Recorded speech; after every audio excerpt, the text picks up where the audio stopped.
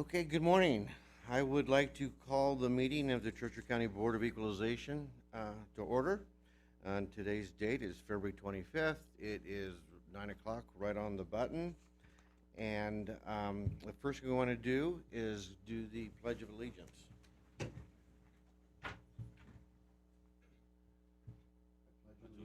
to the flag of the United States of America and to the republic for which it stands, one nation, under God, indivisible, with liberty and justice for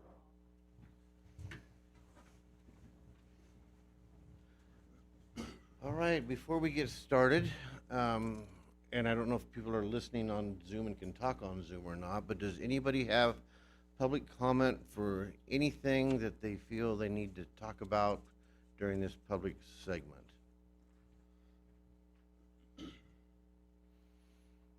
I'm not hearing any. We will now move on. The first thing I want to state is I believe that we have 100% attendance, so our attendance is full. The next thing on item 4, I want to verify the posting of the agenda. Tara Adams for the record. The agenda was posted on the 12th day of February 2026 between the hours of 9 and 11 a.m. at all of the locations listed on the agenda in accordance with statutes. Okay, thank you. Item 5, consideration and possible action, approval of the agenda as submitted or revised.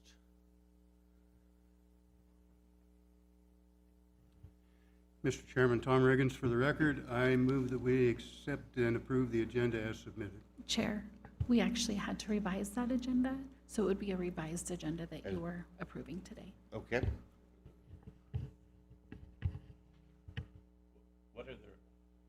What were the revisions on the agenda? I added a second set of minutes.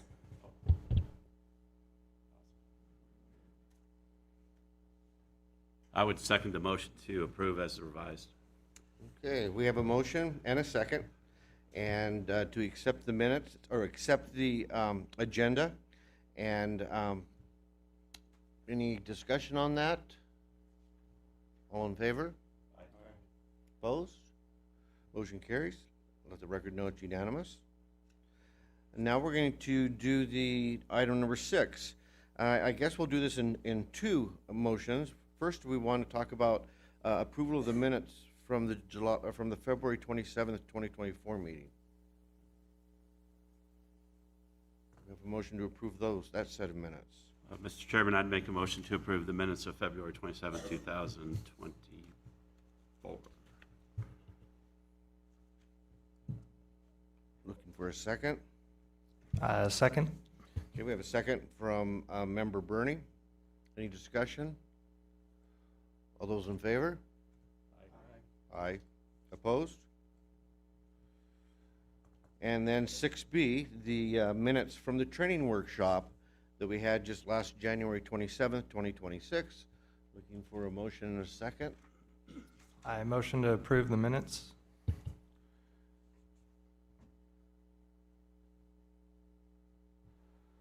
I second. Alrighty, on that we have a motion and a second to approve the minutes of the 2027, or of the January 27th, 2026 training workshop. Any discussion? All those in favor? Aye. Aye. Opposed? Motion carries. All right. Now we're into section 7. This is the election of officers for a 2-year term. And we're looking for a chairman and a vice chairman. Do we have any motions? We'll take the chairman first. Any motion or nominations? Mr. Chairman, the sound called, I would move to appoint Mr. Bob Ghetto to serve as the chairman of the Board of Equalization. And if you don't mind, I would also like to make a motion to approve Tom Riggins as vice chair. Okay. As a board. Do we have a second on that? Seconded. Okay, so the election of officers we're going to do in one sweep. We have a nomination of Bob Ghetto for chair, Tom Riggins for vice chair for a 2-year term. Any discussion? All those in favor? Aye. Opposed? Motion carries. All righty. Thank you. Thanks for your confidence. We are now down to item 8, and this is consideration and possible action for hearings.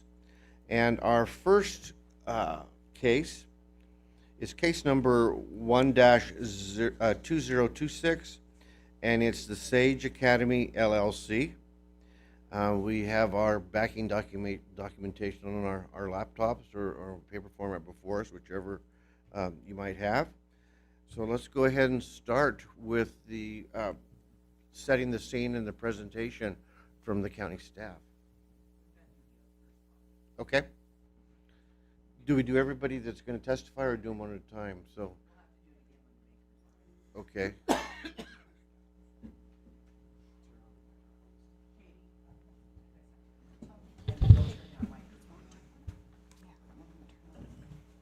Same one I had at the last meeting. Turn on. So each of you individually state your name for the record, and we'll start with you. Katie? Each of you need to state your name on the record, and we'll start over here. Katie Moore Maloney. Janet Renfro. Denise Felton, Churchill County Assessor. Heather Gomez, Churchill County Property Appraiser. Leslie Notestein, Chief Deputy Assessor. Willow Timbrell, Property Appraiser. Reagan Tucker, Property Appraiser. Okay, do you solemnly swear or affirm that the testimony you are about to give in the matter now pending before this commission shall be the truth, the whole truth, and nothing but the truth, so help you God, or under the pains and penalties of perjury? I do.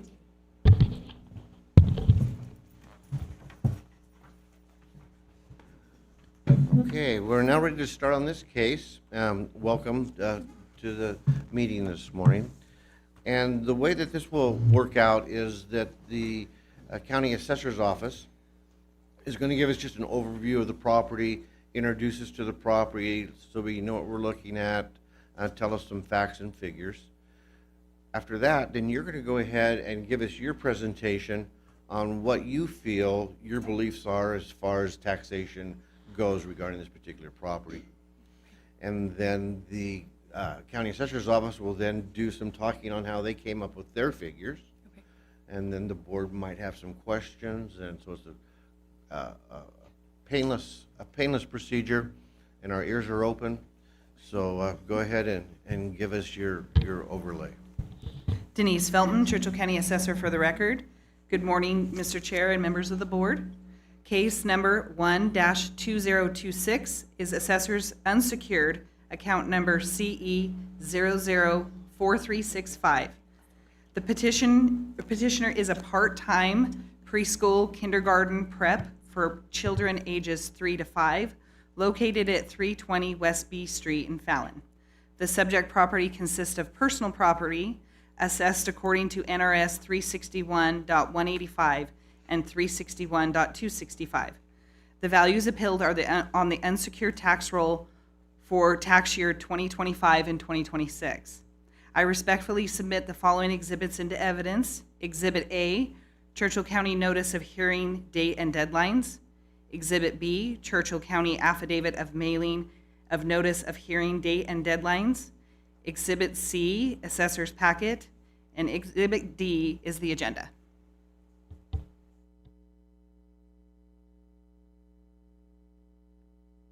All righty. Mr. Chair, can I just, we have the revised agenda, and that would be E. Sorry, the revised agenda is Exhibit E.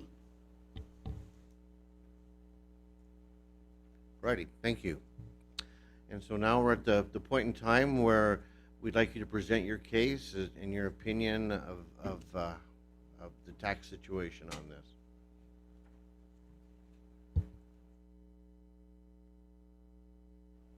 Okay, good morning. We are, thank you for seeing us today. We, as far as taxes go, we are two new business owners and who have never owned a business before, and we're following the advice of other business owners in Churchill County when we applied what we did onto our application, which was to put specifically what we purchased for our business. So under that understanding, we put that we had purchased tables because we were very fortunate to also live in a community where there are donations and retired teachers and community members and families from our preschool who have donated and given us things from all the way back in 2003 to current. And so when we created our personal property tax list, we put the thing that we specifically purchased, which was tables from another local place, the Catholic Church. So that's why we presented what we did on our paperwork. So I don't know if we present everything we have or if we just start there.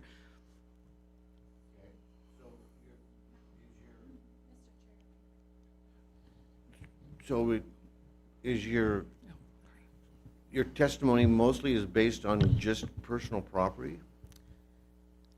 It's based upon our personal property and then what the CAVS assessment was that we received in either November or December.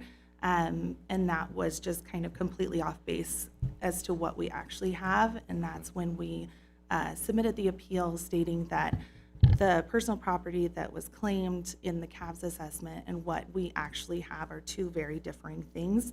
And it's a big overestimation of what we actually have in our building. And we don't feel that it was represented accurately utilizing the photos from our website or even our social media. And so we would like to have it fairly looked at, even just looking at our pictures or if anyone wants to come for a tour. So, yeah. And also, I think what we are a little confused by, again, since this is a learning process for us, is that the pictures that were submitted that is based off of how they came up with their numbers and the items that were in the pictures, we've been totally transparent about with our social media, posting our business and what we do at our preschool. But even in the pictures that are used in the exhibit, things that are listed are not in the pictures or not, for example, a fridge. We don't own the fridge. That's from Robert Hammond, is part of our audio equipment we do not have.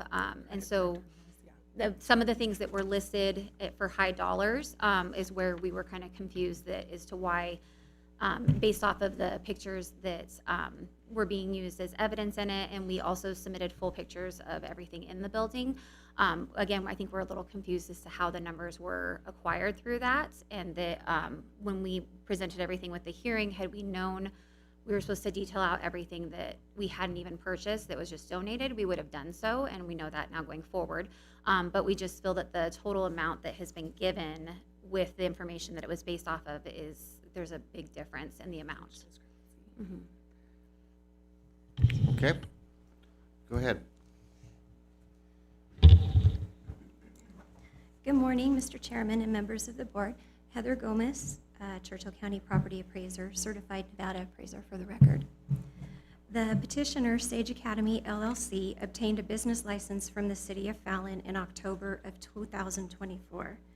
The subject property consists of personal property assessed according to NRS 361.185 and 361.265.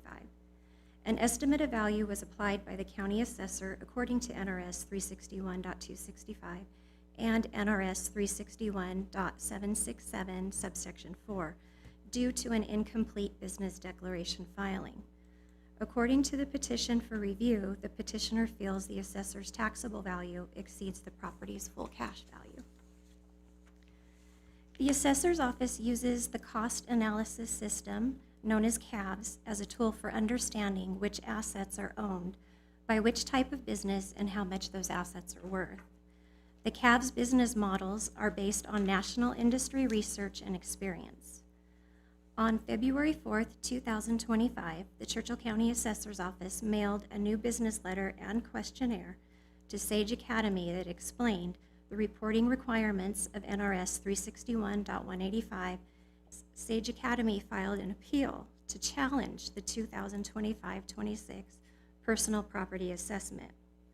Sage Academy only then included a listing of equipment, but did not provide the acquisition cost of each item listed as required by NRS 361.265, and the list does not include any computer or phone equipment. NRS 361.767 subsection 4 states, failure to submit a written statement or submitting an incorrect written statement will result in a penalty of 20% of the taxes due in accordance with statute. By neglecting or refusing to give the statement herein, the assessor is also required to estimate the value of the personal property, which may not be reduced by any Board of Equalization in accordance with NRS 361.360. Moreover, you will be responsible for any tax billing resulting from that estimate. It should be noted that the assessor did not apply the 20% penalty allowed by the statute, taking into consideration that this was the inaugural year of Sage Academy's filing. Therefore, it is the assessor's recommendation that the board uphold the taxable value of $23,395 for the 2025-26 tax year.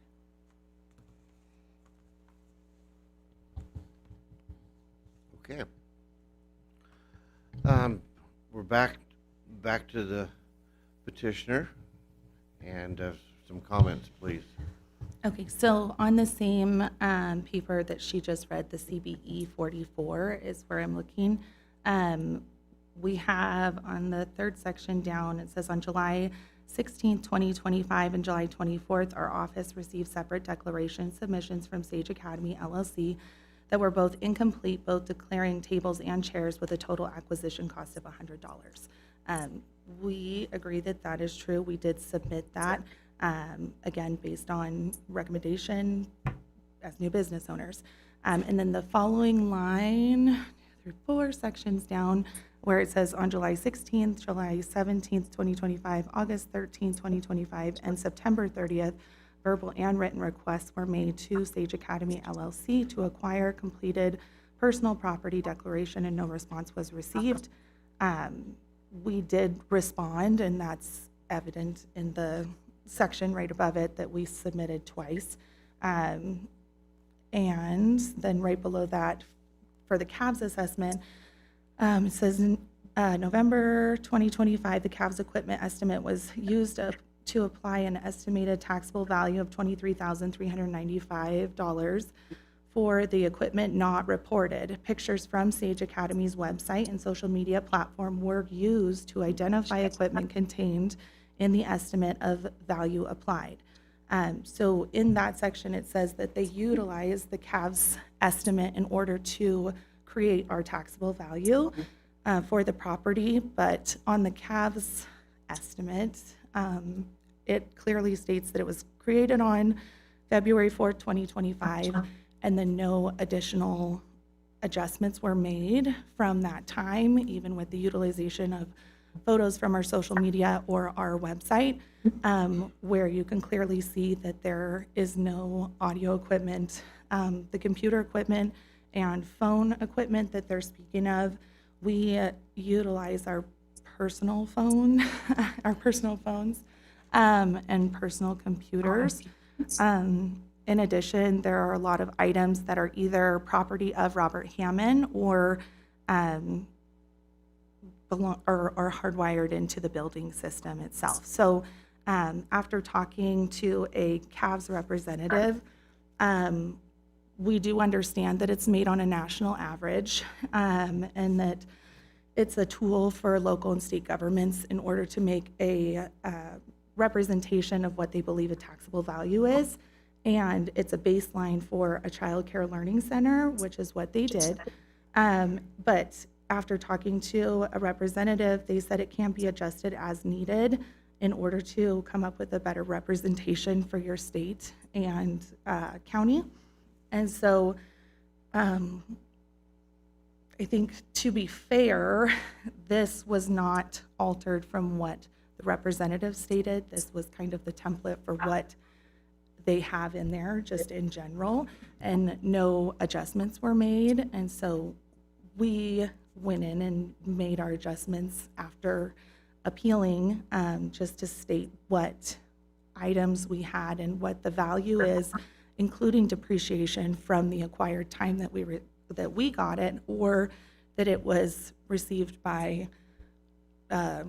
like Natalie Lane, or retired teachers or parents, and did the depreciated value in order to give a more accurate representation of what our items in our facility are worth. So being in a new building, I think that the assumption is that we have all new stuff, and being teachers, we have accumulated a lot over our careers. So, yeah. And I think our other question that we weren't really clear on is in the section 4, where it says that verbal and written requests were made and no response was received. But as we stated, it shows before that above it that we did respond the 2 different days, and then the other days we're assuming is what the verbal response was. But we did go back and check through our phone records, and we had no messages or calls from the commissioner's office, so we're not really clear because it wasn't listed what number they did call, because again, we would have responded to anything that we needed to respond to. I think it's also important to note with those 2 dates, in the packet of information, they do have paperwork that says that they contacted us, but we do not have any paperwork that we have received in our files that shows on the dates that they had submitted, that we were contacted the additional 2 times in August 13, 2025 and September 30th of 2025, either verbally or written requests. And I think lastly, the biggest thing I think that we would like to get across is that full transparency, it being new in business, we are wanting to make sure we do everything correctly and by the books, and we are not trying to shy away from any of that. If we understand if we have to pay an amount, like that is fine. We just would like it to be based off of accuracy, and like I said, now that we know going forward how to properly do this, we would be happy to pay that. We're not trying to get out of any of that at all.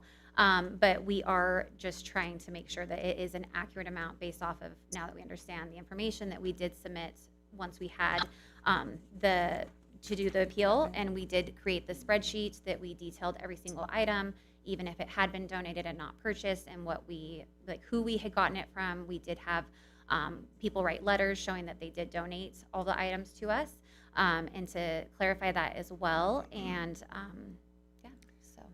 And also, sorry, to accurately reflect the depreciation of value for those items. So our items for bookshelves might be 15 years old and weren't purchased brand new, and the CAVS estimate said that we have bookshelves acquired for $1,200, and that's just one of the examples of an overestimation for what we actually have in our facility and what the pictures represent that we submitted. Anything else? I don't think so. One question Can I I- have right off the bat is the taxable val, go ahead. I think think, our tax representative that's on had a question. Yeah, I can I say something? The Nevada Administrative Code Go says ahead, go ahead and okay. address Okay, yourself. this and- is Joe. Okay, this is Joe Lane.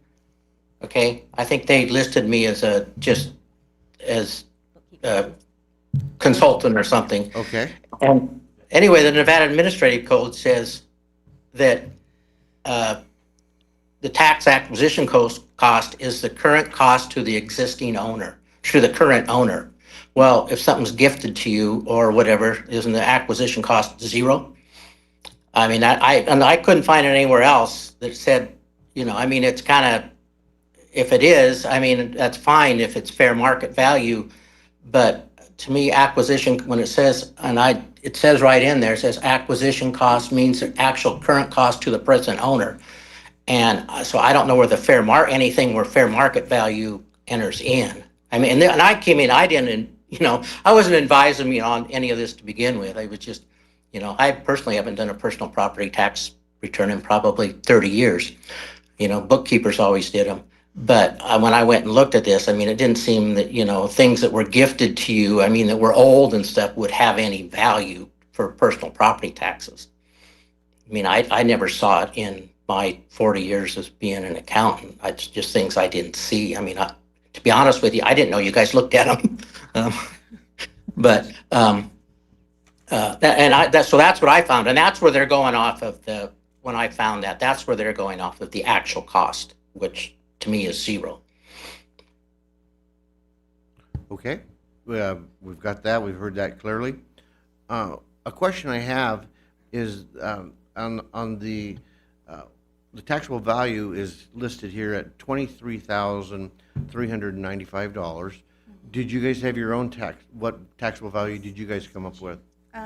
Yes, I don't know what item number it is on your guys' end, but we have a spreadsheet with our personal property values.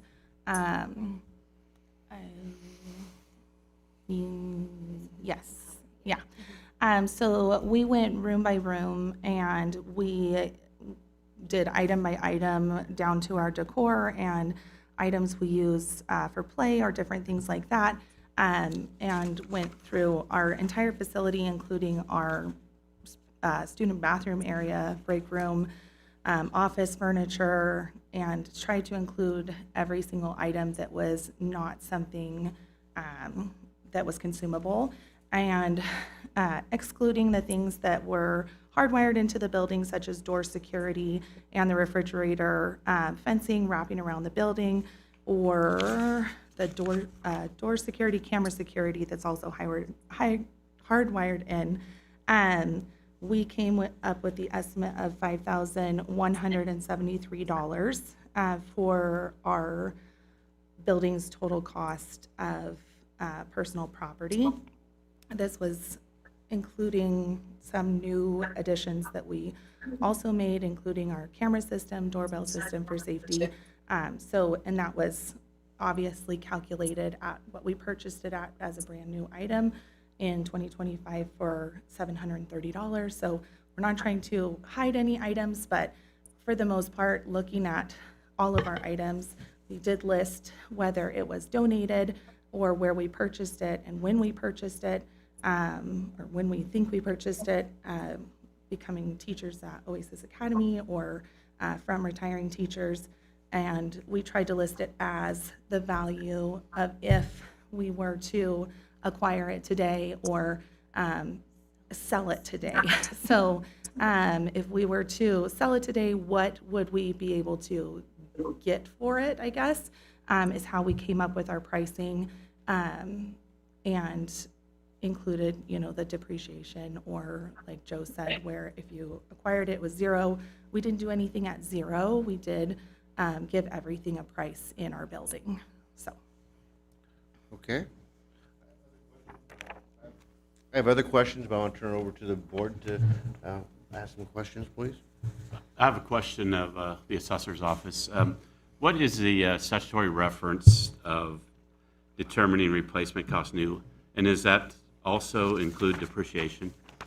The tax representative talked about the valuation. I just want to make sure that I understand what is the statutory requirement for determining value, and then is depreciation, how is that applied by the statutes? Denise Felton, Churchill County Assessor, for the record. NRS 361.265 requires that acquisition cost to the original owner, because then what the assessor's office does is we use the life tables that are published by Department of Taxation to apply depreciation. So if we receive a depreciated cost according to book value, then we apply depreciation again. That's double depreciating an asset. And so that's why the acquisition cost or that replacement cost new is required, because then we're not double depreciating it from that year of acquisition. So your valuation was the listing of the items using the software at replacement cost new less depreciation. Correct, and I believe the life table that we used was a 10-year life table, according to Department of Taxation's personal property manual. Thank you. Anybody else? Yeah, we always have a can of worms, Tom Riggins for the record, we always have a can of worms stuck in there somewhere. But welcome to the business world, by the way. The section you just read stated acquisition cost or estimated replacement cost. I guess we're coming back to what Mr. Lane's comment was. If it's gifted, there is no acquisition cost. So is there a definition for acquisition cost anywhere in there? Because that term is a little bit. Yeah, the Department of Out there. Taxation's, Denise Felton, Churchill County Assessor for the record, the personal property manual states that it means replacement cost new, which equals the retail selling price to the original owner. So if it's 5 years old, then, you could look it up to say it's worth $100 when we bought it. It was new that year, not that it's worth $50 today. So Unless, if the like I said, acquisition cost is zero, this is what I'm. well, you would use it to estimate, because usually if a business purchases equipment, they have an actual acquisition cost. Understand. So they can use that cost, because that should be a consideration of fair market value at the time they bought it. Sure. But when it's donated, the best you can do is use an estimate of when it was new. And again, we could have cleared some of this up if there was some communication between the taxpayer and our office. It's really hard for our office to go out because personal property is declared. The burden is really on the taxpayer to give us that information. Otherwise, we're allowed to estimate it. And that's why, because we can't go out and look at every single piece of property.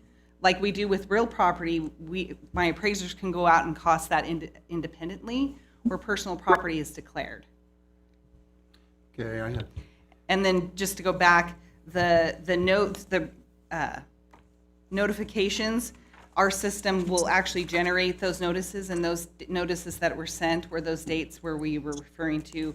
Those notices are included in the packet as well. okay. Let's deal with some specifics then. Can we go to CB 56?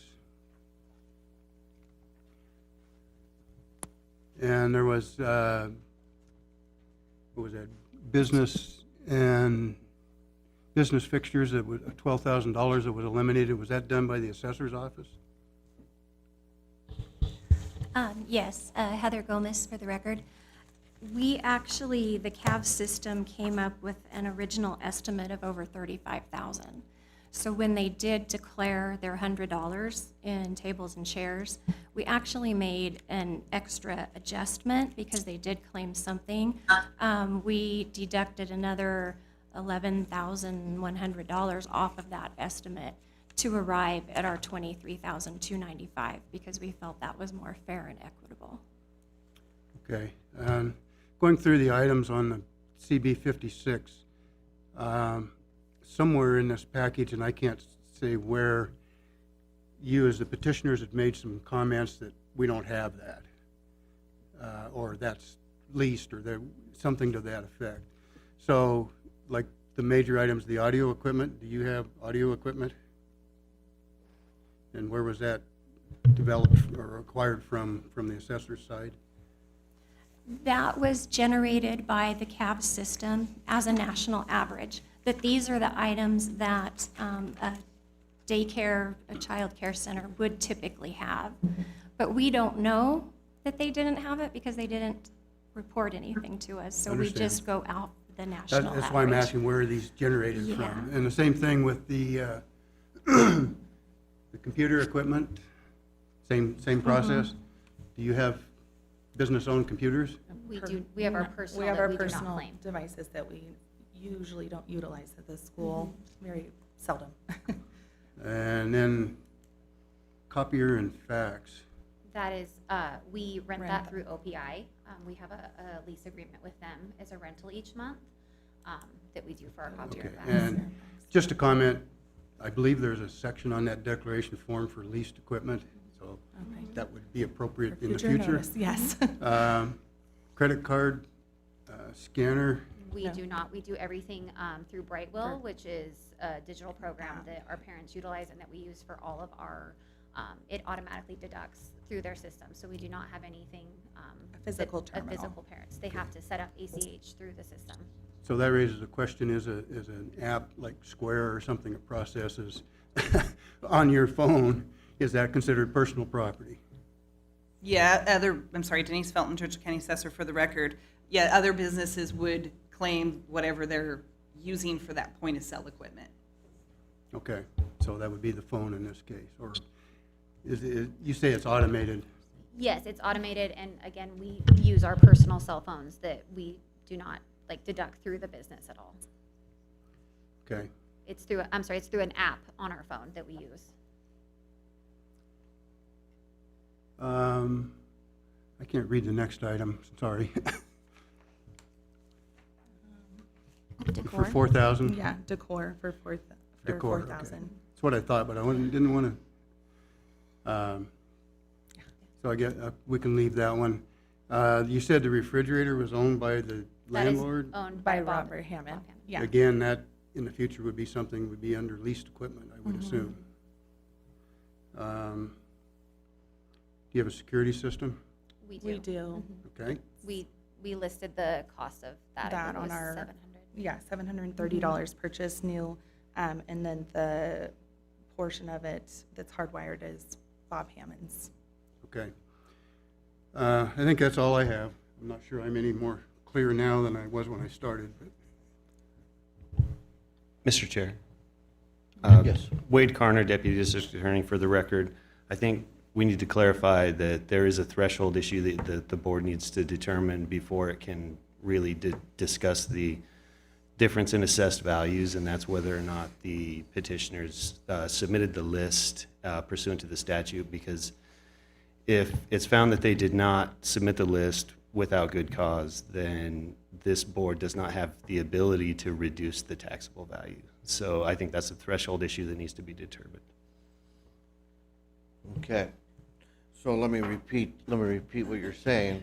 If we can't get to the bottom if a list was presented correctly and on time, we have no authority to discuss the difference in their opinions of value. Correct. If it's found that the list was not provided per the statute without good cause, this board could determine that there was good cause for the list not being presented.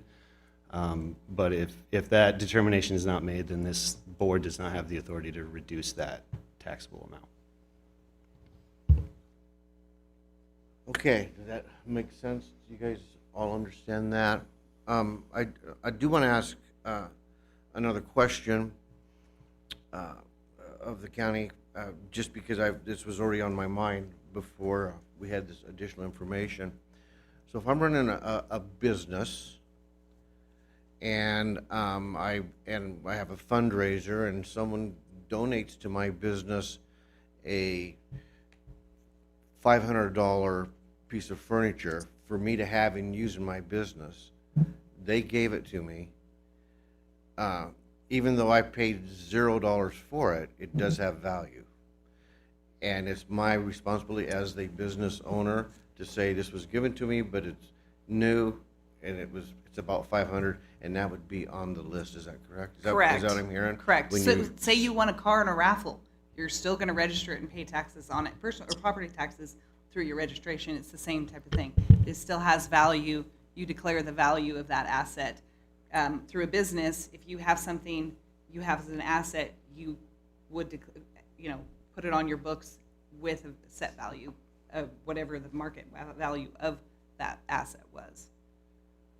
Another question I have is when these businesses start, any business in general, if they want to utilize their home personal stuff in their business, let's say they want to use their home phone, they want to use their home, maybe they have a home fax machine, maybe they have a home computer, how does that all work out? Because it's still being used for the benefit of the business. Is there a valuation formula on that? That is in that one section. So, yeah, Denise Felton, Churchill County Assessor for the record. NRS 361-265 says anything that you have that's owned, claimed, possessed, controlled, or managed. So if I'm using it, and that's where even possessory interest comes into, if it's exempt and you're still utilizing it, you are taxed as if you owned it. So yes, so it is, even if you, like I said, even the lease equipment, I lease it, so I report it.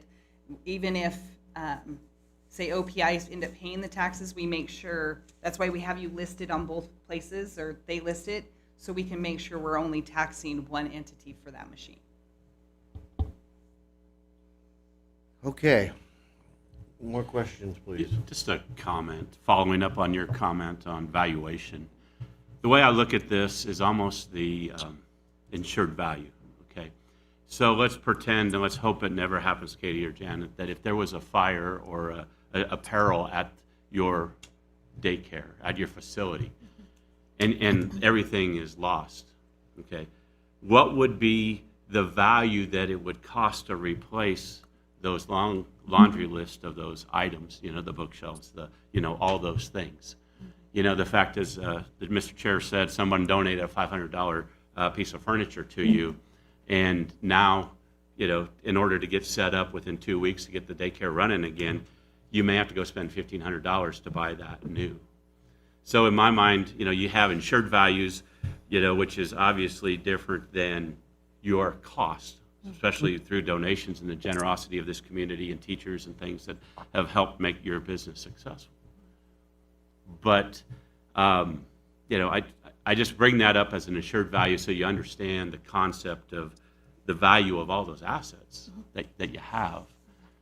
The problem that I have, and it's not a problem, it's a statutory issue, is valuation, is the taxable value. What's the real value? And, sometimes I've been accused of being a poor communicator and you can't read my mind. Well, if an entity doesn't provide the documentation to the authorities, in this case the assessor's office, or it's incomplete or whatever, they can't read your mind. So they try to read your website, your social media, and they try to determine what's fair and reasonable. And what I heard them say is that, they don't want to do a 20% penalty. And what I hear you guys say is, hey, we want to do it right. We're in this catch-22, and I think it's a great learning experience for young entrepreneurs. We'll get through this process.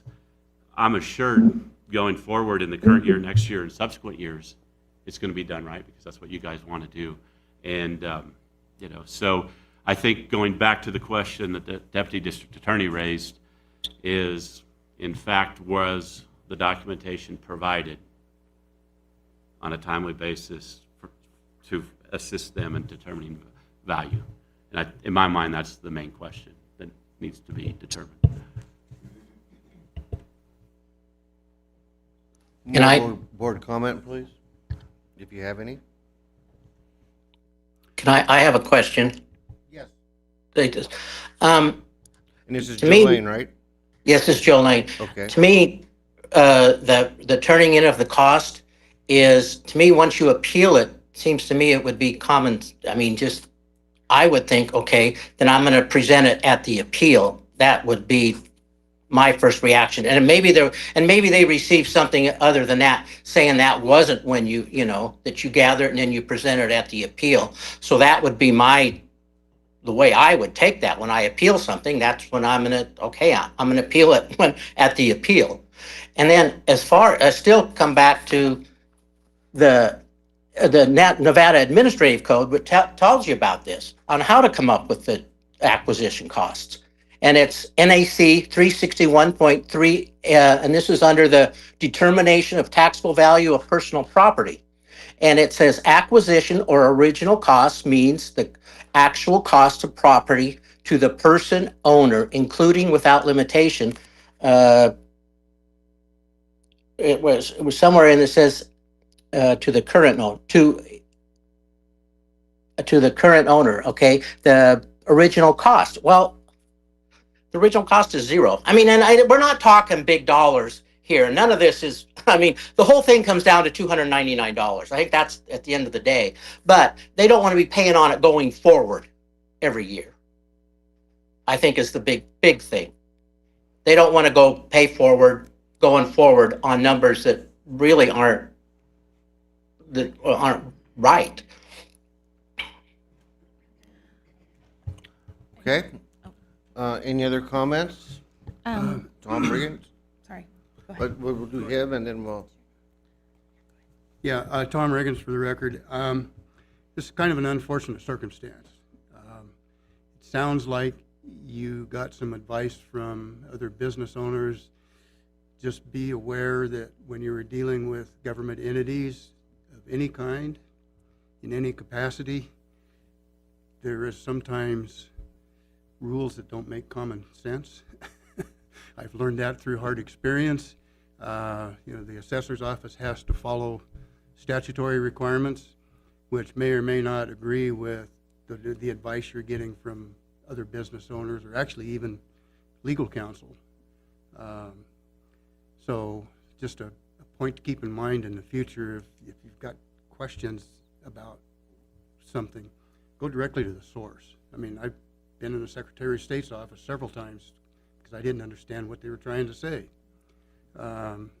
It's just the quickest way to solve these kinds of problems. So I'll let you go ahead and make your comment. I think just one further comment to build off of what Joe asked or said, and looking at the code NRS 360.090, after doing some research, the first part of it says the taxable value of personal property must be determined by adjusting the acquisition cost of the property by a cost index factor and reducing the adjusted acquisition cost by an estimate of applicable depreciation. So going back to your car example, if we acquired it for nothing, but it was $500 to the person who gifted it to us, when we do our personal property taxes in the future, are we listing the $500 or listing a depreciated value for the items that we have acquired or been gifted or whatever? And also, I just wanted to go back because I know that it was mentioned about like basing off the timeline of if information was submitted in the correct manner of time or incomplete. The two submissions we did do, we submitted going off of what we thought we were doing correctly.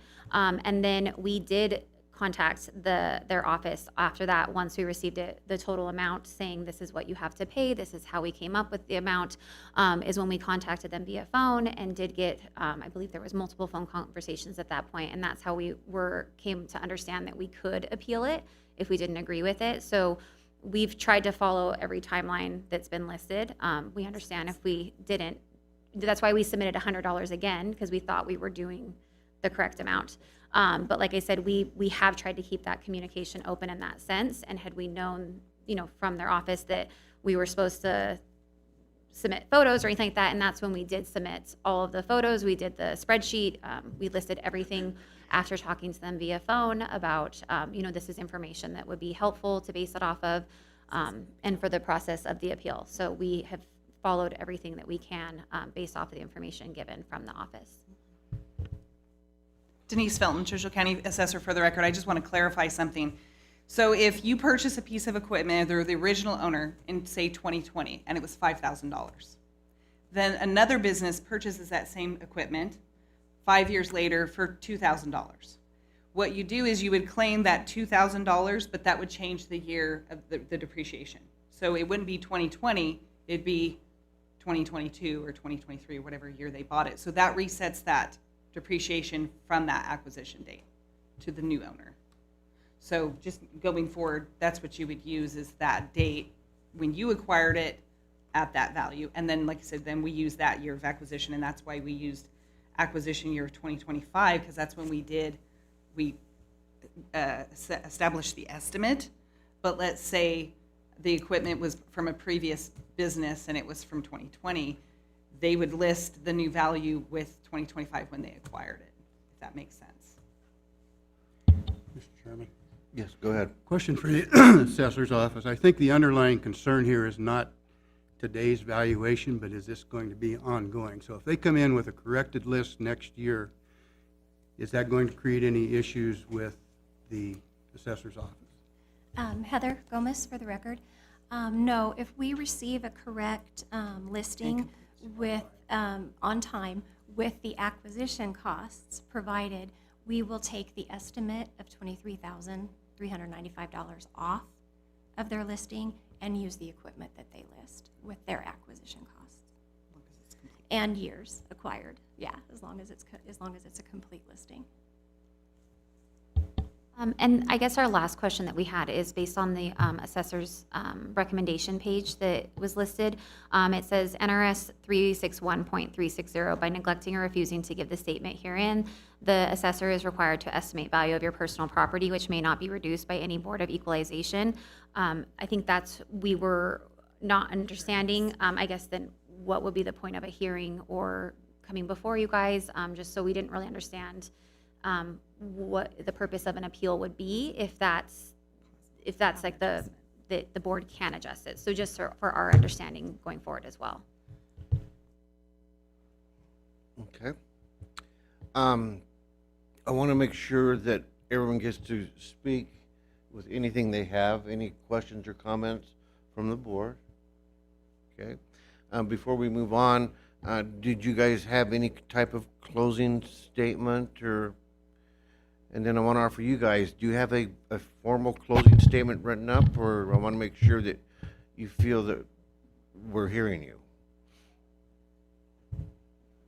We don't have anything written. I think just in closing, we would want a fair estimate created even after the CAVS assessment, utilizing pictures from our website or social media in order to accurately represent what what they think we have in our facility, just to show actual cost. So. Okay. With that being said, that concludes the hearing portion of this exercise. And now it's time, the work now falls on our shoulders to decide on what our course of action is going to be, taking in mind what our district attorney told us about if stuff was presented on time or not. Do we have a motion one way or the other?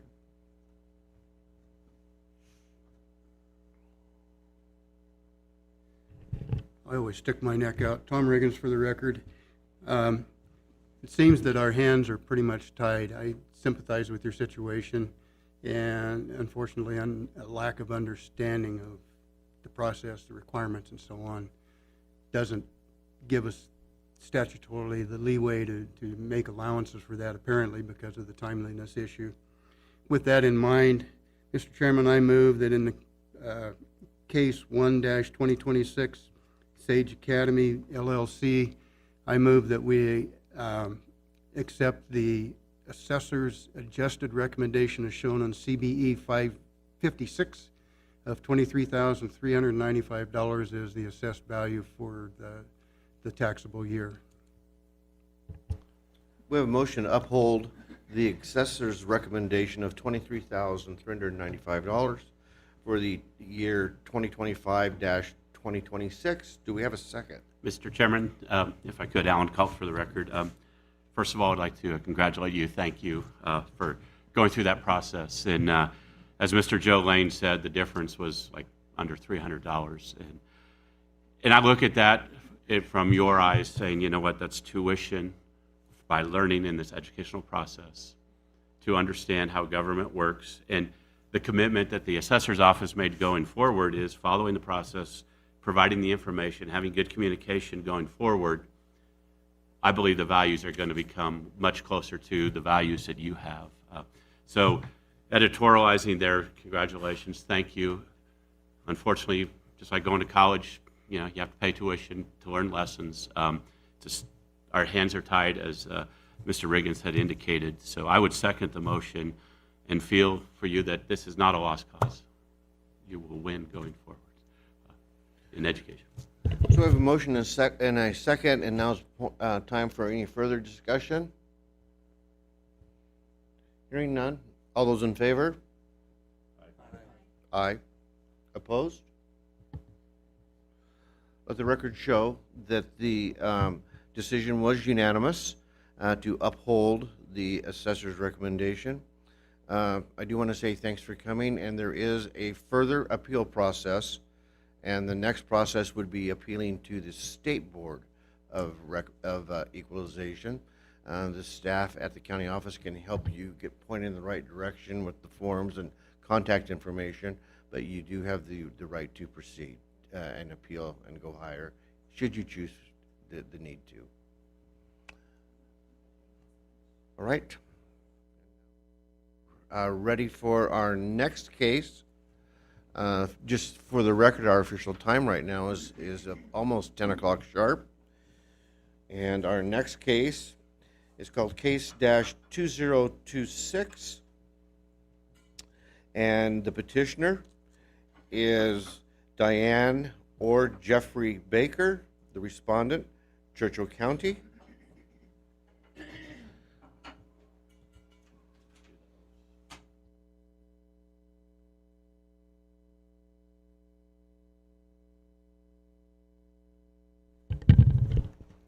Sir, can you please stand? And say your name for the record. Jeffrey Dean Baker with 2 Ks. Diane Baker. Okay, and I'll have you both raise your right hands. Do you solemnly swear or affirm that the testimony you are about to give in the matter now pending before this commission shall be the truth, the whole truth, and nothing but the truth, so help you God, or under the pains and penalties of perjury? Yes.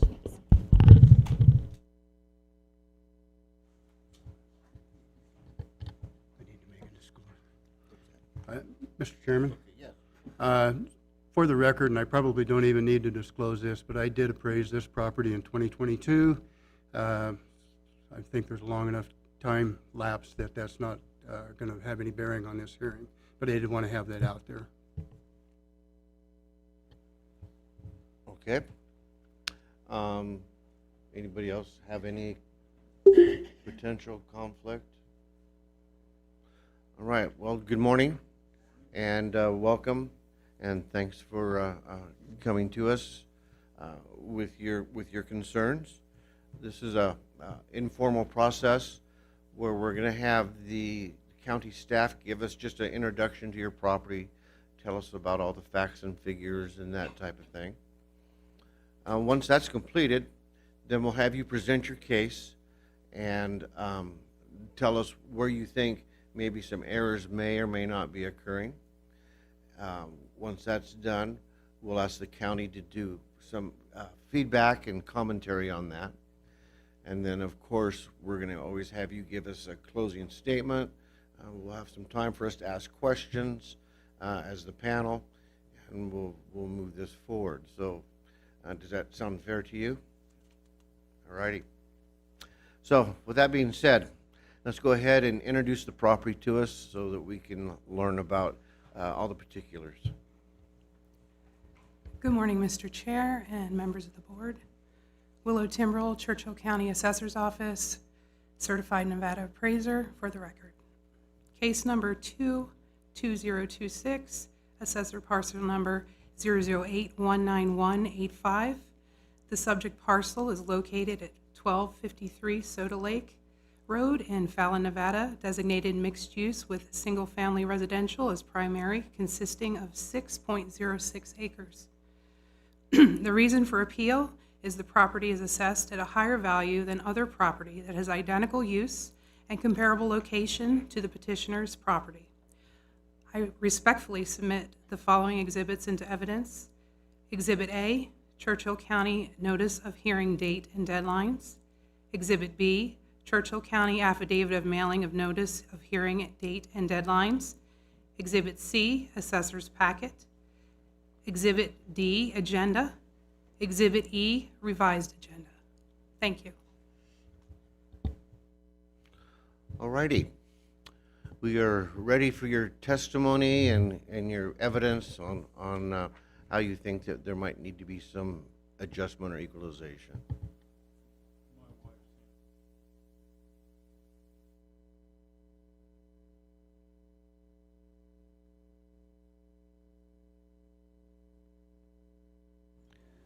Sir, if you could turn your microphone on when you speak. Is that it? Okay. Yeah, my wife's been handling this, so. So, we put this home in, let me see, when was it officially in? We started developing it, I think the shop was built around 2021, 2022. And then the house was put in there towards the end of 2022. We moved in 2023. So it was basically completed then, and ever since then, and I thought the taxes were high on it then, but every year since then, they've been going up and up and up. I'm currently paying now like $420+ a month just for my property taxes, which a few years back, that was a house payment in itself. I went in to find out like why are they going up even more than they had in the previous year. And I was given a couple of different reasons.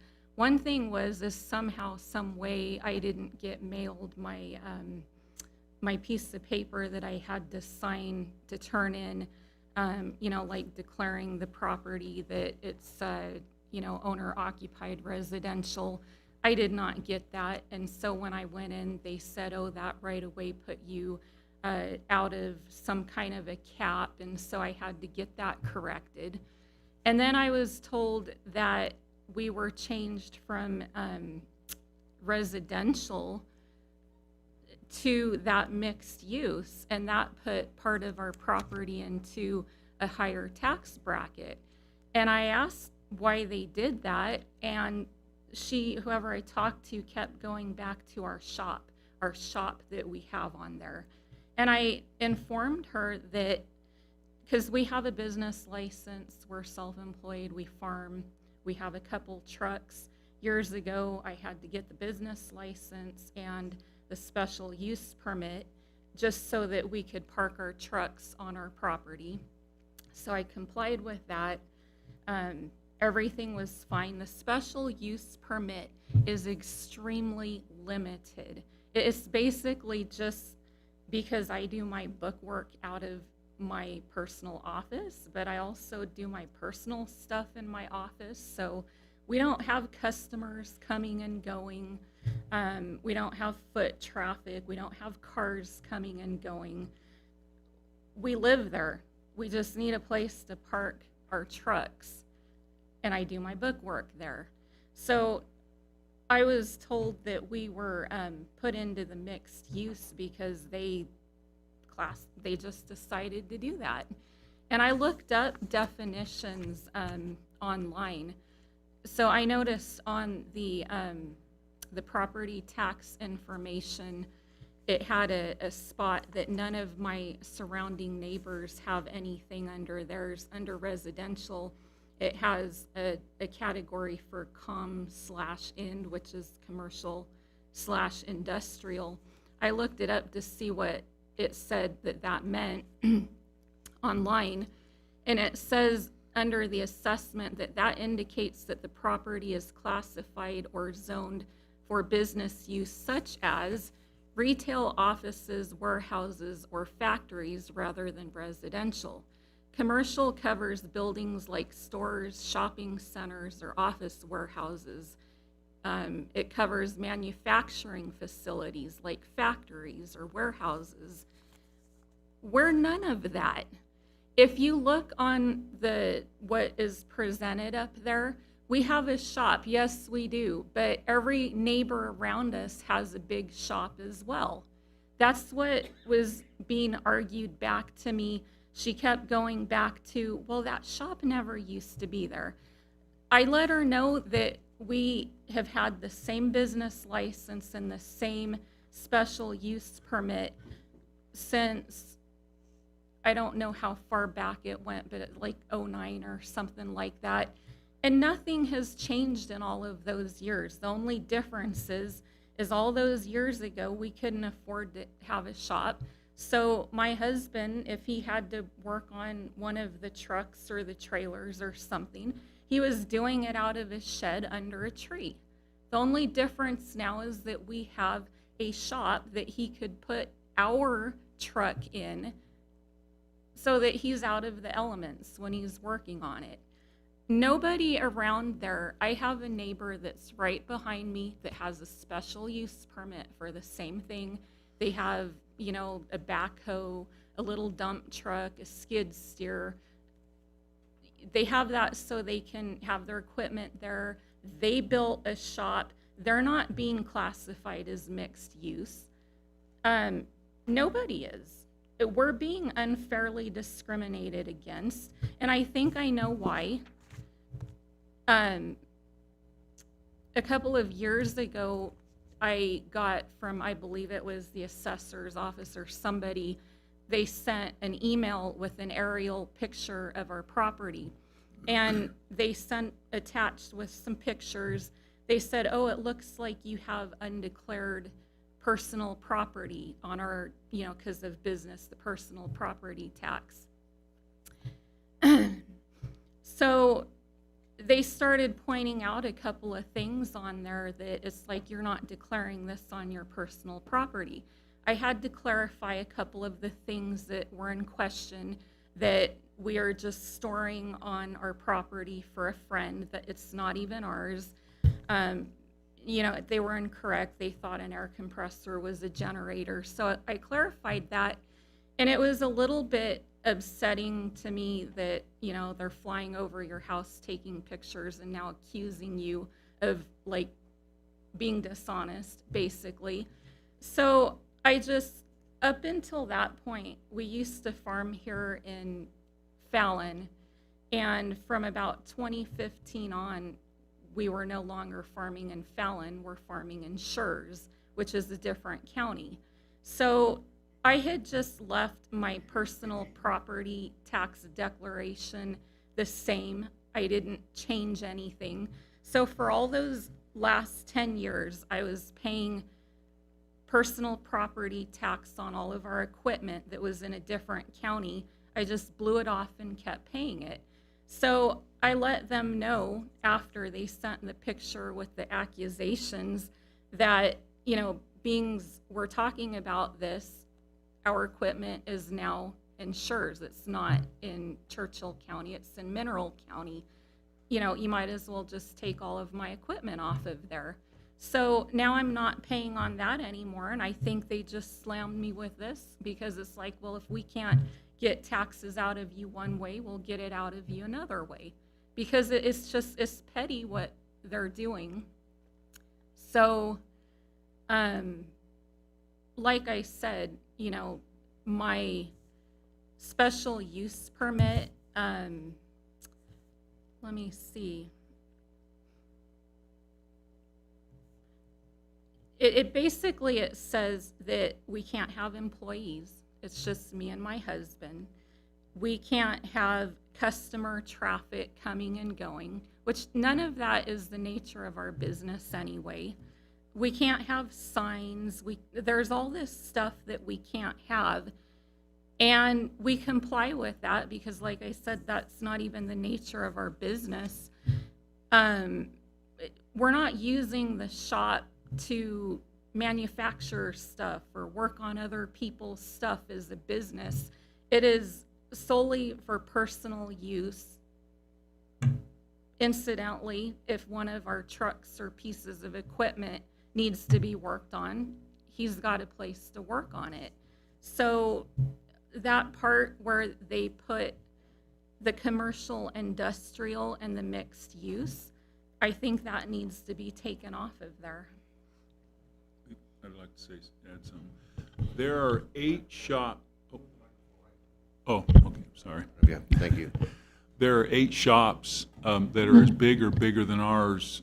There's three within 100 yards.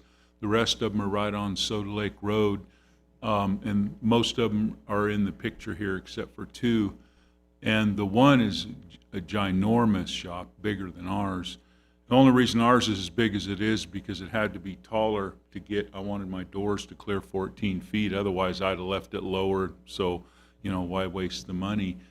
But when you think about what my wife just said about that, then 8 other people around there should be like us, but in reality, what she said based on the facts is true and accurate. So I just wanted to make that statement. And I just want to add one more last thing is I understand the purpose of taxes. I appreciate that. I don't fight it like a lot of people do because I understand that we can't have government and infrastructure and all the things that we have without it.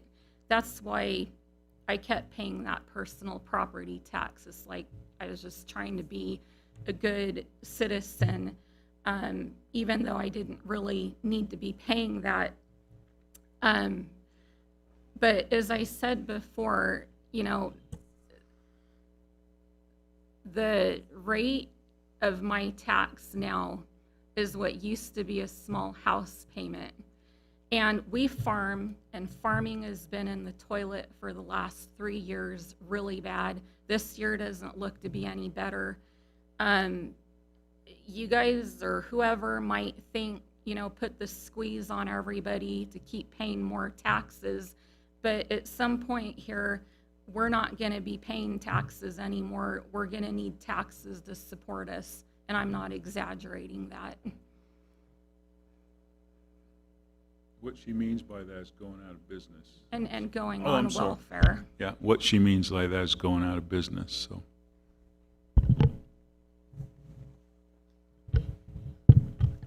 Okay, anything else? We fixed up this place and we try to keep it really nice. It's a good representation for the community.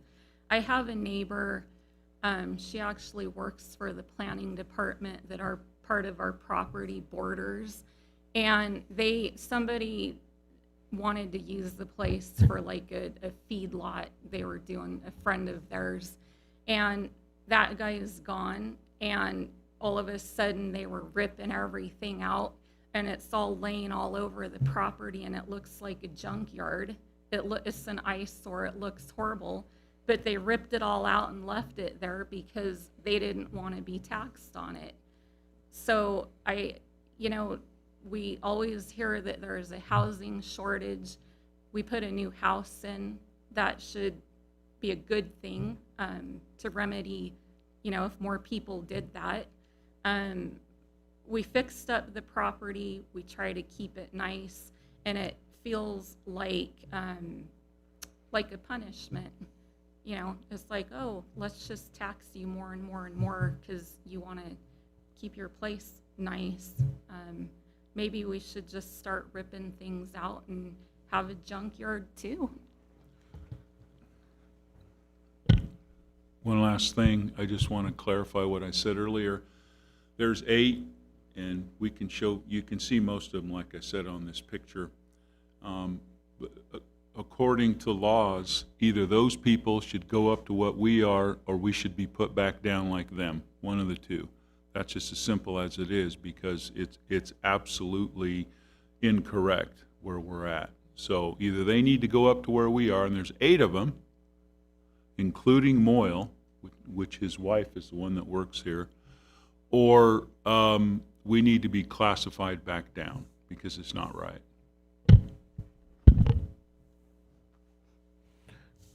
Okay, anything else? Moyles just did the same thing. They put a brand new manufactured home and built that shop, and their taxes are sitting at $2,700. Ours is at over $5,000, and there's not a huge difference in the property. So, and that's I think about it. Alrighty. Now over to the county for commentary on what we're learning about the property owner. Good morning, Mr. Chairman and members of the board. Reagan Tucker, Churchill County Assessor's Office, Certified Nevada Appraiser, for the record.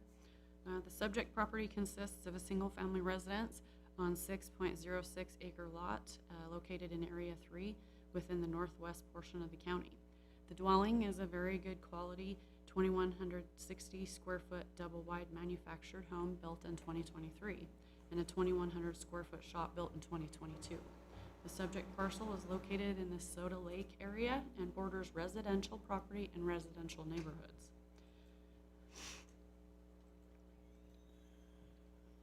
In 2011, Jeff and Diane Baker purchased a parent parcel as a sale after foreclosure for $50,000. Following many parcel changes, the parcel now sits at its present size of 6.06 acres. Additionally, a special use permit was issued to Jeff and Diane Baker on January 26, 2021 for approval of a home-based business for a trucking company. The most recent business license, BL002478, was granted on April 1st, 2025 for J&D Hay LLC. Churchill County revalues all land every fiscal year according to NRS 361.227, NRS 361.260, and NAC 361.118. For the 2025-2026 fiscal year, land values were set using sales no later than June 30th, 2025, pursuant to NRS 361.260. The improvements for the subject property were revalued in 2025 for the 2026-2027 fiscal year and is due for reappraisal in 2029 for the 2029-2030 fiscal year. Currently, the taxable value for the improvements is $449,801, while the taxable land value is $86,136. It is important to mention that all improvements to this parcel are relatively new, beginning with the well in 2021.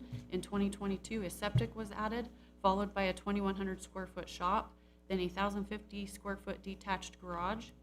In 2023, the double wide manufactured home was added, then converted to real property.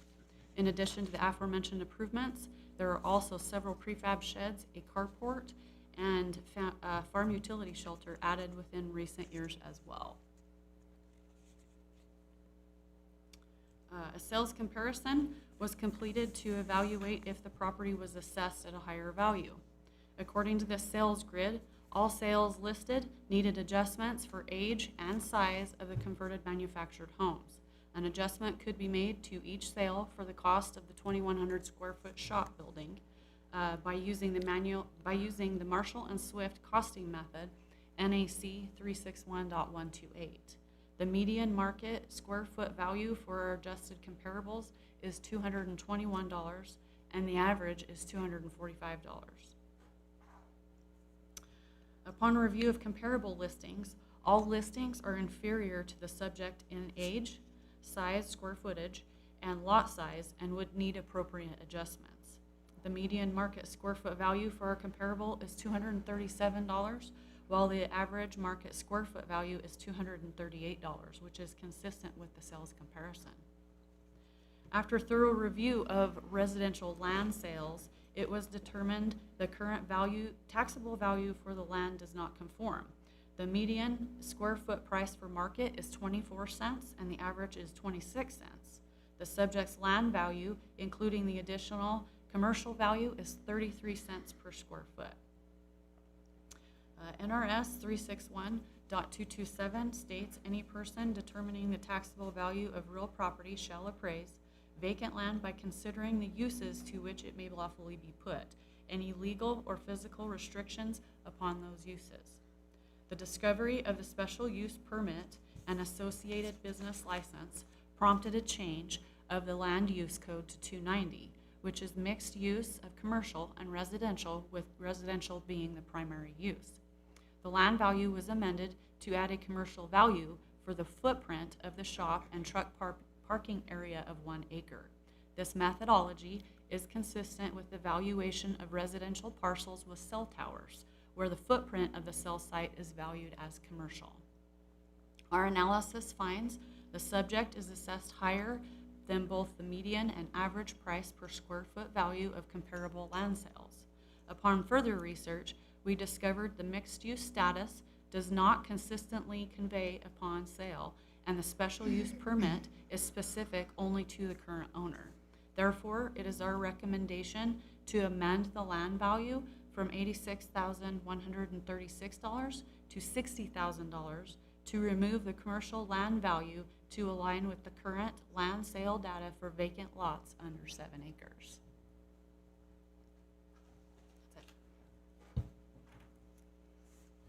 Okay. With that being said, additional comments, please, as far as what their recommendation is? Yeah, I want that reduced to 0. It does not represent our business. It doesn't represent our home. It's quiet around there all the time. I read the definition of what was said for what commercial industrial describes as, and under assessment, and that does not describe what is going on at our home at all. We don't, the primary, when we are actually working, it's away from the home. And if I don't know if I heard this right, but I heard them say that they're comparing our property to properties that have cell towers on them.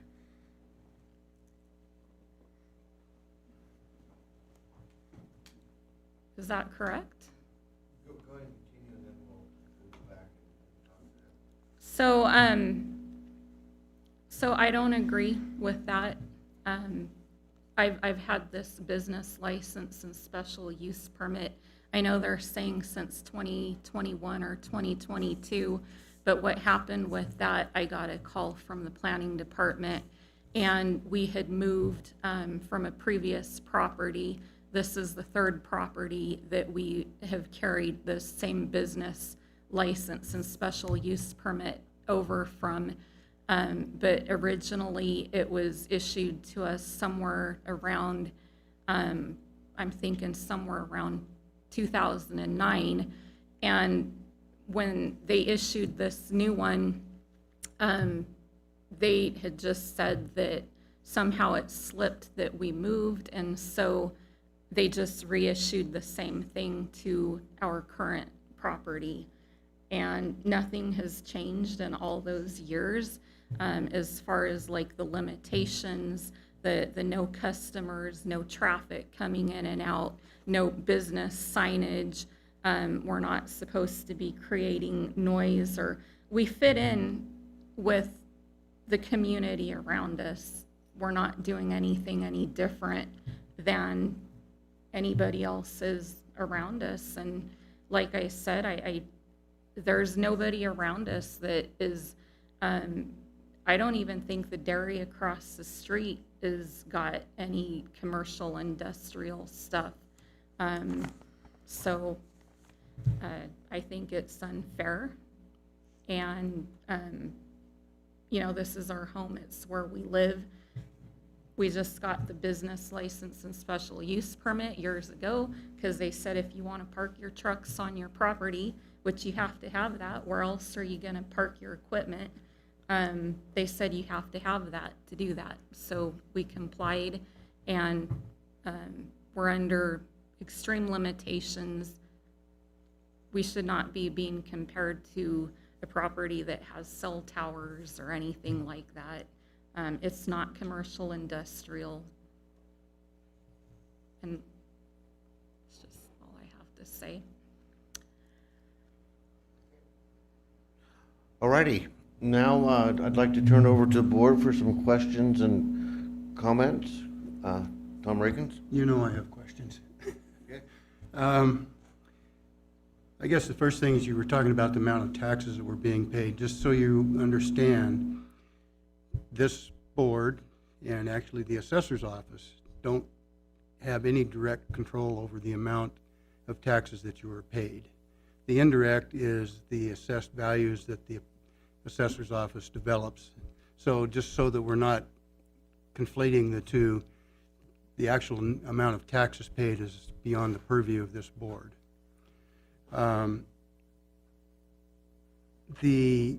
Has the assessor's office explained to you how they arrived at their improvement values?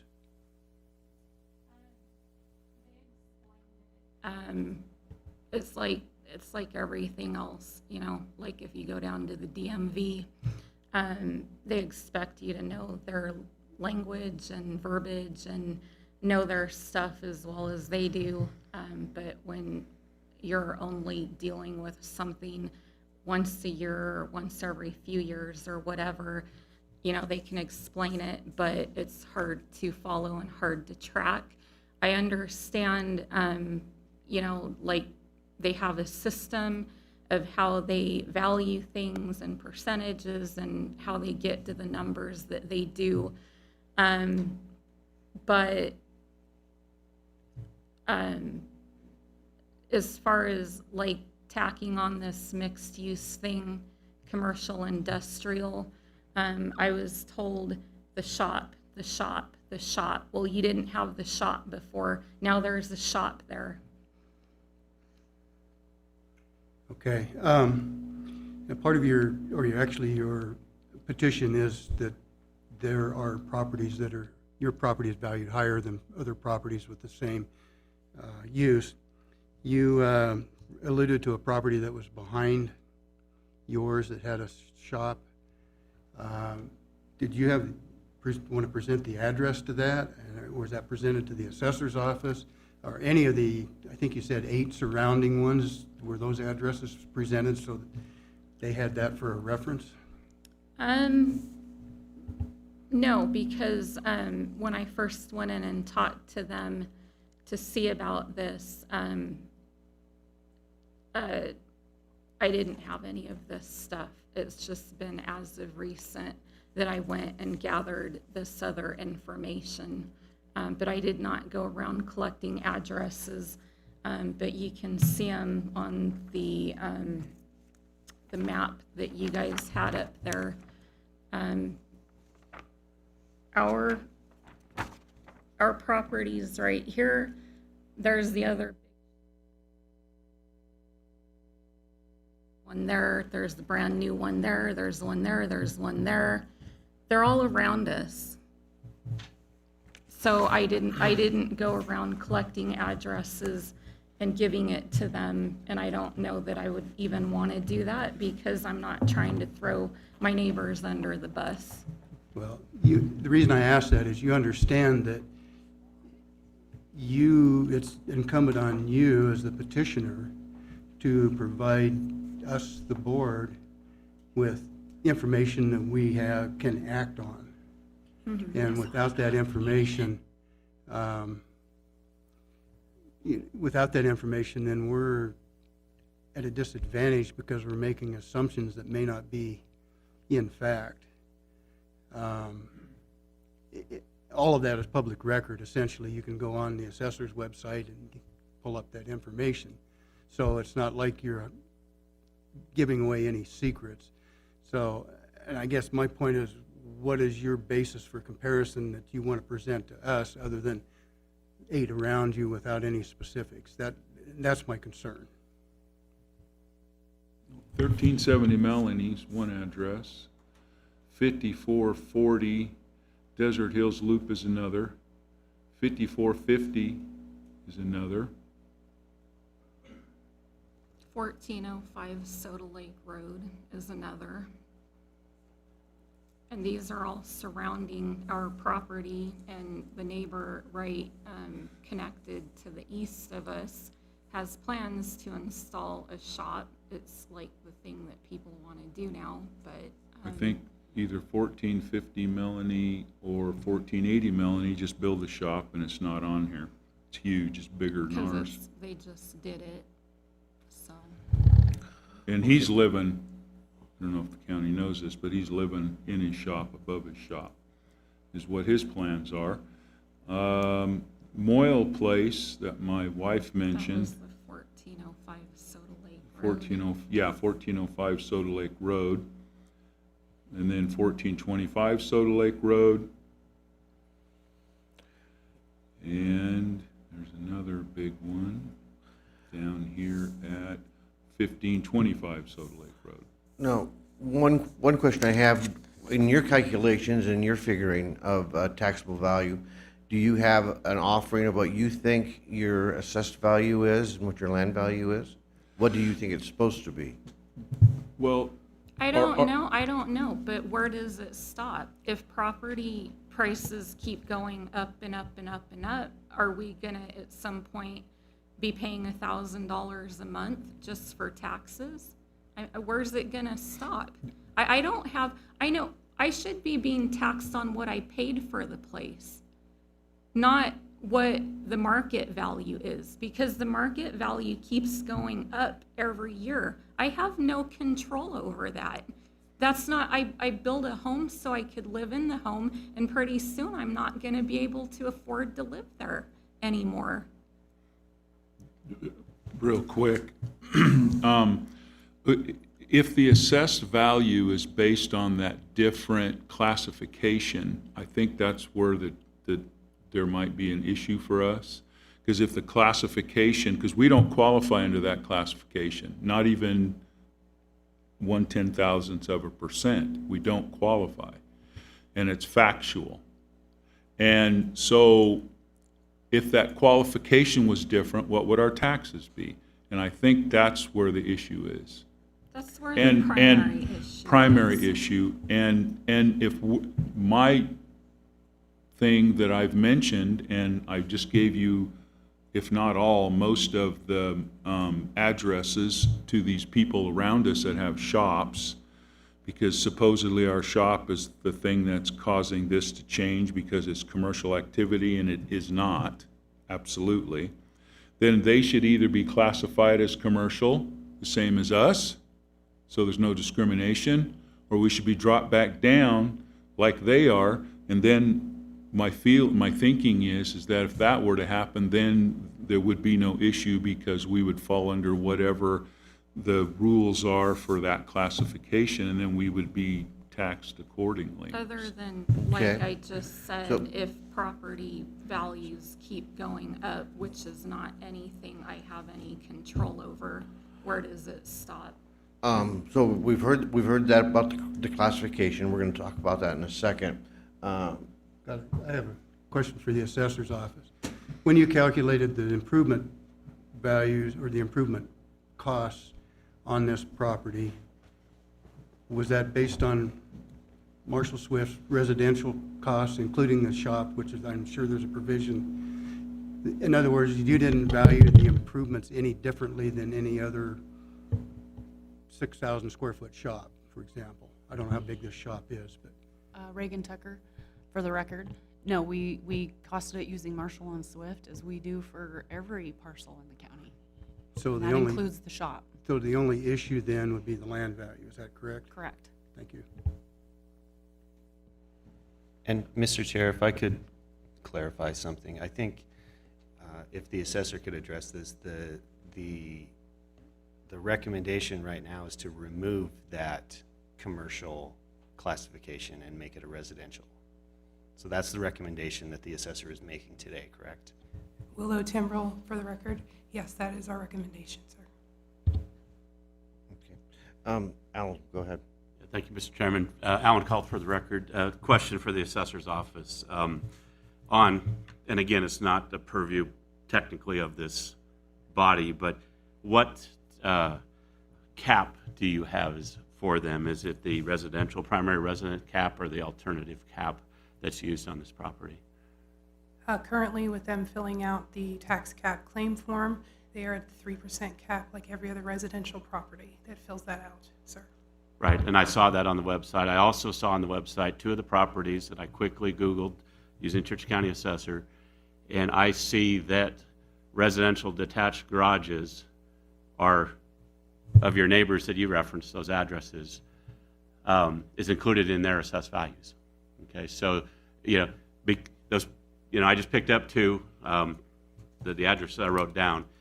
they have a value for them, so they are being picked up by the assessor. So to say that they're not doing their job, you know, I didn't do all, whatever you said, 8 of them or 10 of them, but I see that in that calculation. And I'm gonna get right to you here in a second. And what our district attorney was referencing to us is on page CBE-9, down on the recommendation, is that the assessor's office is suggesting that we, after their recalculation, that we amend the land assessed value from $86,136 down to $60,000 on the land, just so that you guys note that, and then also straighten up that zoning classification so it's just residential like everybody else. Is that correct? Yes, that is correct. Okay. All right. Now we're back. More comments? Yeah, that wasn't like the issue of whether they caught that other people have shops and aren't being taxed on it. That was the basis I was told repeatedly for why they switched our property to mixed use rather than residential. So it wasn't a question of whether they were doing their job catching that all our neighbors have shops as well and aren't being taxed on it. It's that they were using that as the basis for changing us to the mixed use, which puts part of our property in a higher tax bracket. And then that's what I caught too, is that I've heard someone ask that, you know, that they decided that they're gonna switch it back to just residential, but isn't that commercial industrial assessed value part of that mixed use thing? So if they just take it from $83,000 down to $60-some thousand, then basically we're being kept at mixed use. They're just lowering the valuation of it. I'm confused. And we'll talk about that in a second. So I still want to keep, if the board has questions before I have a couple more, but does the board have any questions? Okay, so now I'd like to go to the county and talk about the changing from mixed use back to residential. What immediate impact does that have? And you kind of heard the question that Mrs. Baker was asking. What implications does that have? Reagan Tucker, for the record. We would take it from a 290, which is the mixed use of commercial and residential. We would take it down to what's called residential. It'd be a 220. Converted manufactured home. When did it, has this always been a mixed use property by itself? Did it get changed to mixed use? How did all that come about? It was changed to mixed use when when their business license came through and a special use permit. And that's what we do with all parcels that come through like that. Okay. And so now so when an action by them setting up a home-based business caused the mixed use to change.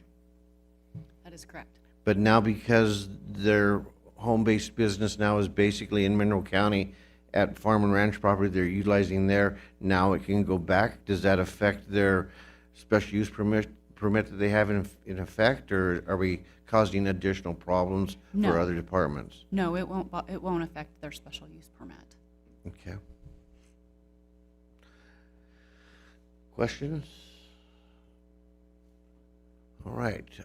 Back to you for maybe a wrap-up and maybe your closing argument, if you have that. She said that it was changed to mixed use when the special use permit, the last reissued one, was given. And that's not my understanding. It's my understanding that it was just this last year, whenever the new assessment was put out, that it was changed to mixed use. Prior to that, it's my understanding, unless I'm incorrect, it was just considered they said the manufactured home converted to real property. I don't think that was changed in 2021 or 2022. I believe it was just last year, or whenever the new assessment period came out, that happened. Okay. And now, I don't think we have many other questions, so now I'd like to move to the phase. Do you have a closing argument of what you think the figures should be? You mentioned about property taxes going up each year, and unfortunately in Nevada, property taxes are based on real estate value, and when real estate values go up, property taxes go up. So there's no way to just stop them at the price at which you paid for. But so I did hear that portion. But do you have what you feel the figures should be, or a recommendation or a closing argument? First of all, I want to thank all of you for taking the time to meet with us. Like I stated earlier, in hearing my wife's concerns. When you take a place and make it nice, is if you drive by our place, we take very good care of our place. You can see by the driveway, that's all asphalt grindings. That's why it looks like that, because we wanted our place to look nice, wanted to be able to get our trucks in and out, and not have potholes and mud holes and all that.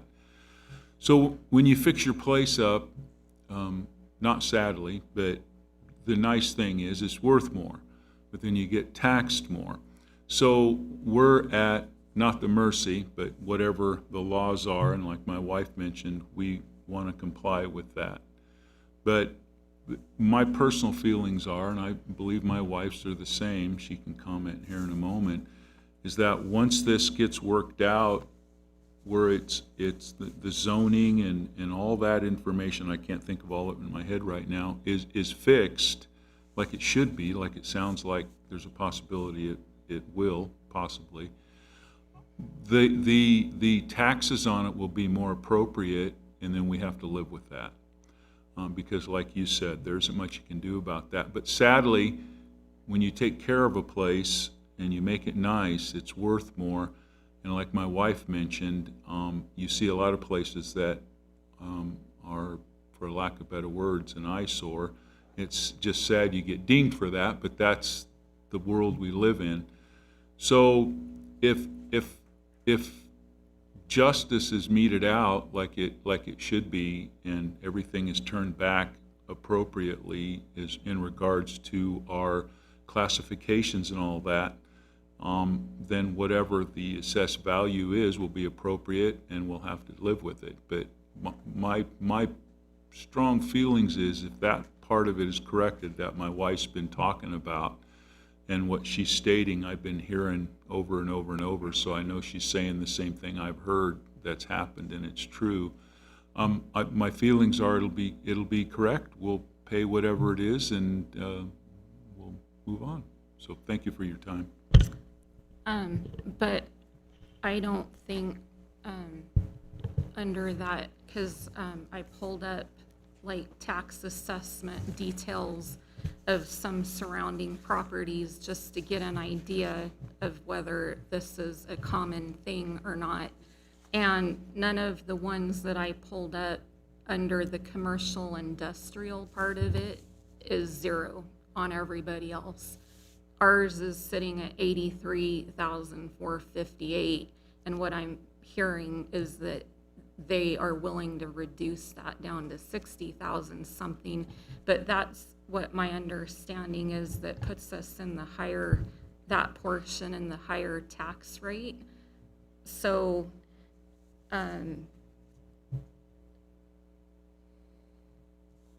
like I just said, the parcels that I pulled up surrounding us, none of them have anything under commercial industrial. It's all at 0. I would like to see ours there at 0 too. It's our home, it's where we live. We're not really doing much of anything different than anybody else I around think, there. it sounds to me like we possibly are going to talk about that here in a minute. And so if you don't have any other closing figures to submit to us, we'll go ahead and close this portion of the hearing. And now it's up to the board to do some action, one way or the other. So let's go ahead and have some discussion on what you think and where we're at. Mr. Chairman, for the record, Alan Cult. First of all, thank you, Bakers, for bringing this forward and raising the issue. And you've presented information. We've listened to that information. We've listened to the assessor's office. And if I'm understanding correctly, what is being proposed is, I think there's still some confusion, so I just want to clarify my understanding, and if I'm wrong, I would love the assessor's office to please step in. Currently, you're mixed-use property, okay? And in mixed-use property, there's that value, that $80,000, okay? Your neighbors, that their mixed use is 0 because they have land value, the residential value. Your residential value. So by going with the recommendation of the assessor's office, in effect, if I'm understanding correctly, is taking your mixed-use commercial side down to 0, adding your residential land value to what it would be, and they're proposing $60,000 instead of the $83,000 or $86,000 for fiscal year 26-27. So at that point, it would be exactly conceptually the same thing that's happening to the surrounding areas because they're not mixed use. Yours isn't going to be mixed use. So your land value would be, as defined by statute in their analysis, a land value and similar to a land value that is applied by statutory references to your neighbor's land values. So before I make a motion, I just want to clarify, is that correct, the assessor's office, or any qualifying corrections, please? Leslie Notestein, Chief Deputy Assessor for the record.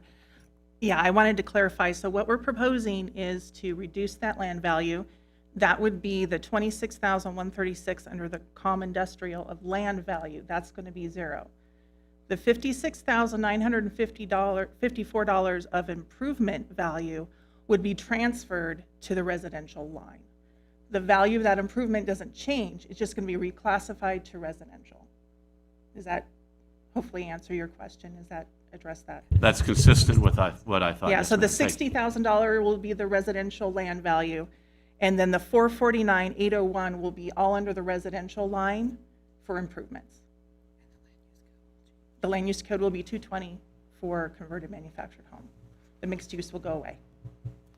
So with that understanding, Mr. Chairman, I would make a motion on case number 2-2026 with the Diane and Jeffrey Baker, assessor's parcel number 008191-85,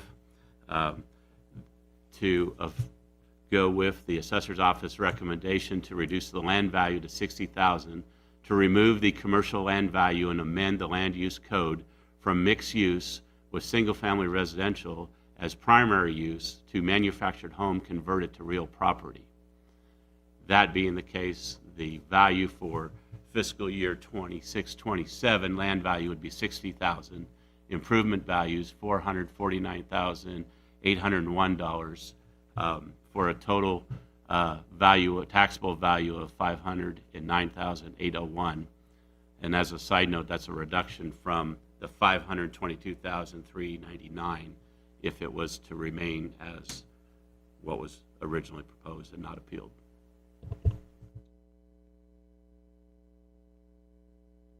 Wyatt Ghetto for the record, I'll second.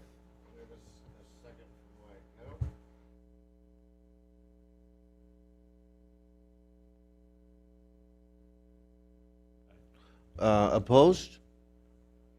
Let the record know that it does pass unanimously. And so at this point in time, if you do feel that you do want to appeal the decision of this board, you can appeal to the next higher level, which would be the state level. And in order to do that, there's a certain procedure and timelines, and the county would be able to help you get pointed in the right direction to do that. So thank you for coming in. Thank you. Thank you. Appreciate your time. Let's see our next agenda item. That wraps up all of our scheduled cases. Now we have time for public comment. Does anybody want to make any public comment about anything that may be of importance to them? Mr. Chair, I just wanted to thank you all for your service. This is going to be my last meeting with you because I'm retiring, so thank you for the great job that you've always done. Well, we are glad you're leaving, but sad you're leaving. And so we hope you have a great retirement. And you have been a fixture, at least for me, in all my county endeavors for my entire career. And so I wish you all the best and thank you. Along those lines, Pam, you and I go back way, back to my former life, and I've always appreciated your hard work and dedication. And, as a taxpayer and as a resident, thank you for your public service. You make the engine run smooth, and thank you so much, and congratulations.